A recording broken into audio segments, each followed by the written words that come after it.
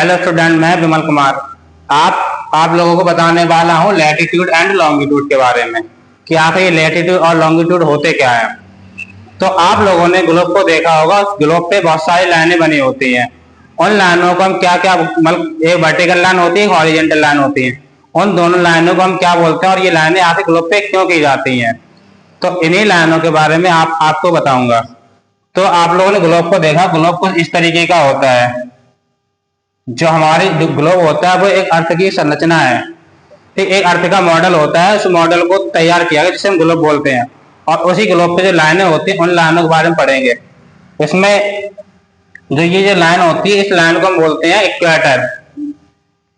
इस लाइन को हम बोलते हैं इक्वेटर, या फिर हिंदी में इसे बोला जाता है विषुवत रेखा।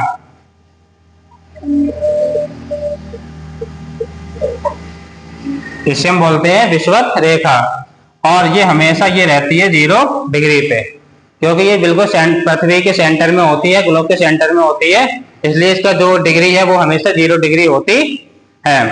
इसके जो ऊपरी साइड होती है इसे बोलते हैं हम नॉर्दर्न हेमिस्फीयर। Northern hemisphere. और ये वाला भाग जो होता है इसे बोलते हैं हम सदर्न हेमिस्फीयर।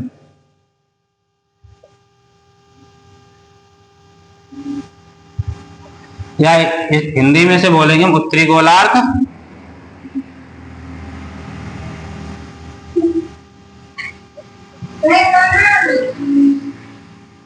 और इसे बोलेंगे दक्षिणी गोलार्ध।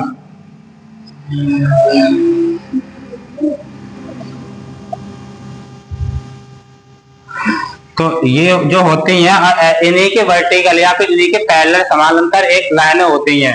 जो इस तरीके से लाइनें जो होती हैं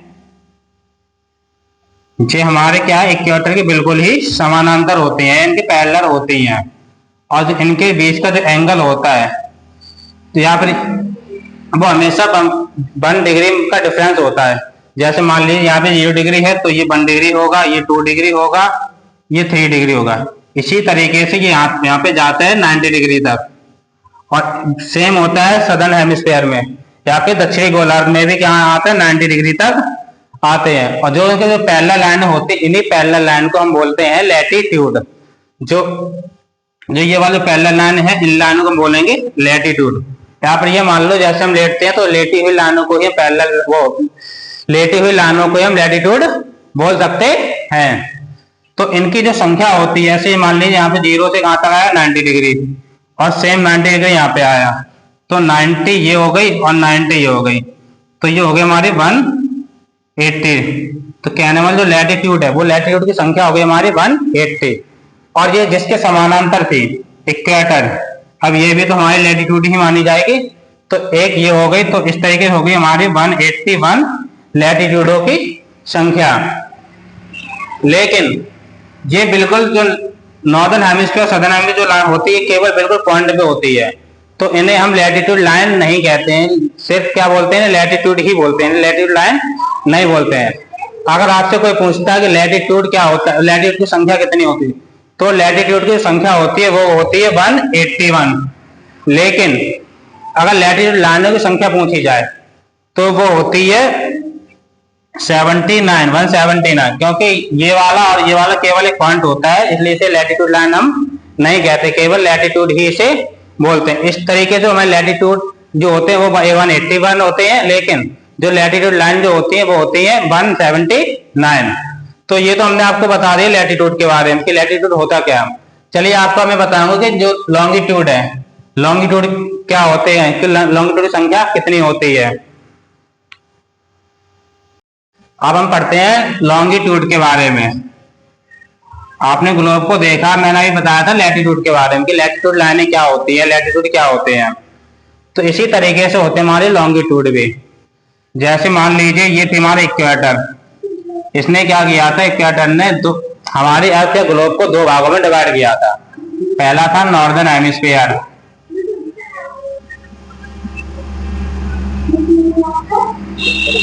दूसरा था southern hemisphere.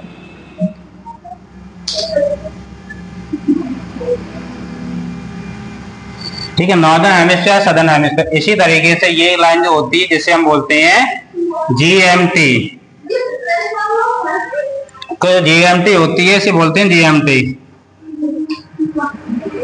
Greenwich median time. ये हमेशा होती है 0 डिग्री पे।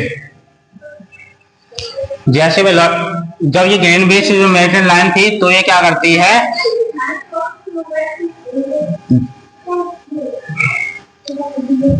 ये हमारे क्या करते हैं, ये भी हमारे इस तरीके की लाइनें होती हैं पूरे हमारे ग्लोब पे। इस तरीके से ये लाइनें जो होते हैं, इन्हीं लाइनों को हम बोला गया है लॉन्गिट्यूड, या हिंदी में बात करते हैं लॉन्गिट्यूड को बोला जाता है अक्षांश। वो इसे बोला जाता है देशांतर और इसे बोला जाता है अक्षांश।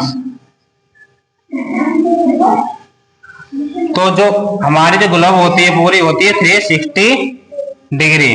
इसी तरीके से जिस तरह से हम देखते हैं लाइनों को, ये हमेशा ये लाइनें जो होती है 360 लाइनें होती हैं पूरे हमारे ग्लोब पे। अब ये लैटिट्यूड और लॉन्गिट्यूड क्या करते हैं, मान लीजिए हमें किसी देश को शो करना है किसी ग्लोब पे, या तो हम किस तरीके शो करेंगे, तो ये इन लाइनों के जरिए ही हम क्या करते हैं किसी भी देश को शो कर सकते हैं। मान लीजिए ये